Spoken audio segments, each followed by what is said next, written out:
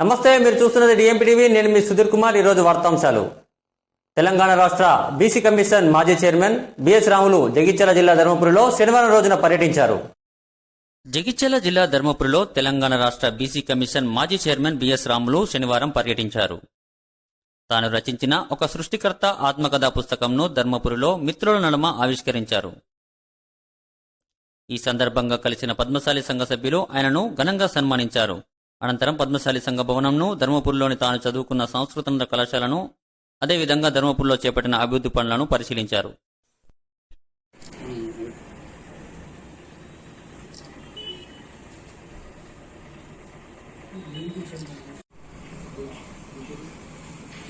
ఈ కార్యక్రమంలో senior citizen association రాష్ట్ర కార్యదర్శి మార్త సత్యనారాయణ, జగిత్యాల జిల్లా సెక్రటరీ మానపురి రాజనర్సు, సీనియర్ పాత్రికేయులు సంగనపట్ల రామకృష్ణయ్య, విశ్రాంత ఉపాధ్యాయులు మ్యాన రాజయ్య, కొంక రామచందర్, పద్మశాలి సంఘ ముఖ్య సలహాదారు భీమనాథి అశోక్, పద్మశాలి సేవా సంఘం అధ్యక్షులు కట్కర్ నరేందర్, ప్రధాన కార్యదర్శి కట్కం శ్రీనివాస్, పోపా అధ్యక్షులు భోగ శివప్రసాద్, మండల పద్మశాలి సంఘం అధ్యక్షులు వెనగంద్ర నాగభూషణం, సంఘ నాయకులు తదితరులు పాల్గొన్నారు.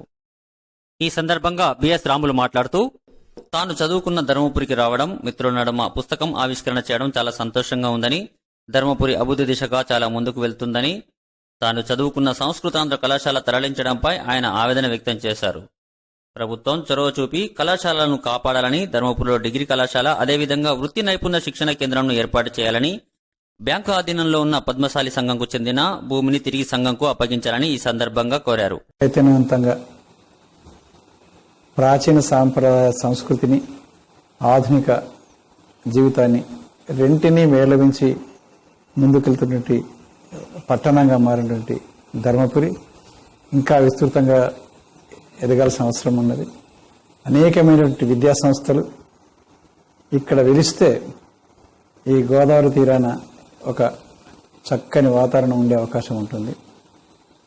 కానీ మేము చదువుకున్న సంస్కృతాంధ్ర కళాశాల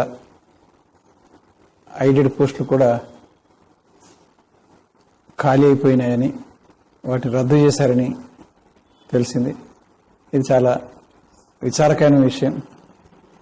ఇది అన్ని కళాశాలలకు ఇచ్చిన ఉత్తర్వుల భాగంగా జరిగిందని తెలిసింది. అయినప్పటికీ దీన్ని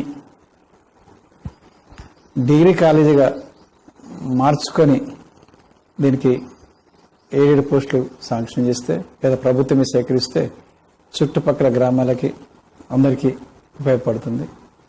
గత 50-20 సంవత్సరాలుగా ధర్మపురి నుంచి కొన్ని వందల మంది చదువుకొని ఉపాధ్యాయులుగా అనేక జిల్లాలకు, తాలూకాలకు విస్తరించినటువంటి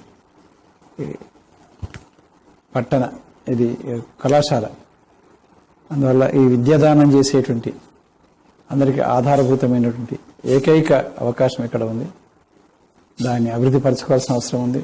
అలాగే ఇక్కడ నైపుణ్యాల వృత్తి శిక్షణ కేంద్రం కూడా ఇక్కడ పెడితే బాగుంటుంది.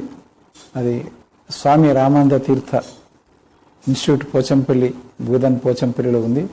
అలాంటిది ఈ పరిసర ప్రాంతాలు ఇక్కడ పెట్టితే బాగుంటుంది. యువతరం 10వ తరగతి చదివిన వాళ్ళు, ఇంటర్ చదివిన వాళ్ళు ఆ నైపుణ్యాల శిక్షణ పొందితే 8,000 నుంచి 15,000 రూపాయల దాకా నెలకు సంపాదించుకునే అవకాశం ఉంటుంది. ఇక్కడ కుల సంఘాల భవనాలు కూడా చక్కగా నిర్మాణం చేసుకుంటున్నారు. చేనేత సహకార సంఘానికి సంబంధించినటువంటి భూమి కొంతకాలం క్రితం Karimnagar cooperative urban bank, rural bank ఆధ్వర్యంలో తనఖా ఉందని తెలిసింది. దాని మీద ఉన్న అప్పుని మరియు వడ్డీని మాఫీ చేయాల్సినటువంటి బాధ్యత ప్రభుత్వానికి ఉంది, అక్కడి యాజమాన్యానికి ఉంది. ఆ ₹1,00,000 కాదు, కొన్ని వేల కోట్ల రూపాయలు కేంద్రము, రాష్ట్రాలు మాఫీలు చేస్తున్నప్పుడు మరి ఇది ఎందుకు అట్లా పెండింగ్లో ఖాతాలో చూపించుకుంటూ వస్తున్నారో తెలియదు. దాన్ని ఎలాగైనా సరే దాన్ని అక్కడ తీర్మానం చేసి రద్దు చేసేటట్టుగా ఇక్కడ యువతరం కృషి చేయాల్సిన అవసరం ఉంది.